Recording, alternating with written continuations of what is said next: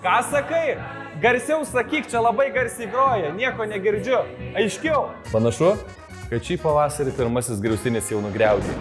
Nes praeitą savaitę Apple pasaulį nustebino su naujausiais Mac kompiuteriais. Mac Studio su M4 Max ir M3 Ultra bei MacBook Air su M4 lustu, kurį šiandien čia aš, Lukas iš Apple autorizuotos parduotuvės istoriją ir apžvelgsiu. Prisisekite diržus, nes su šiuo kompiuteriu kilsite tiesiai į aukštumas. Štai tas naujasis, žvilgantis MacBook Air su M4 lustu. Žinai, ko nesuprantu? Realiai, kiek tiek greičio, galios ir raiškos gali tilpti tokio plonumo ekrane ir korpuse.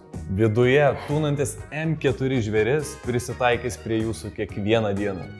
Kad ir ką norėsite daryti. Dirbti įvairiausiamis programomis vienu metu, atrašyti į kelis emailus kavinėje, peržiūrėti laukiamiausią serialo seriją ir dar atsipalaiduoti vakare, žaidžiant mėgstamiausius žaidimus. Ai, beje, visą tai galėsite padaryti tą pačią dieną be jokių įkrovimų, nes baterija laikys net iki 18 valandų.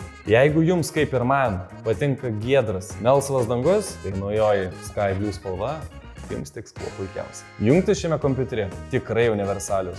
Su naujausiu MacBook Air kompiuteriu galėsite prijungti net 2 išorinius ekranus ir daugelį kitų jums reikalingiausių priedų. Mėgstate bendrauti su vaizdu? Su 12 megapikselių Center Stage kamera visad išliksite centre ir atrodysite kaip tikri youtuberiai, net jei skambinsite močiutei. Ką sakai?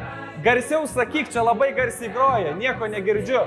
Aiškiau. Ir žinoma, Apple Intelligence, jūsų asmeninis pagalbininkas, jau čia. Redaguojate tekstą, jis padės jį perrašyti aiškiau.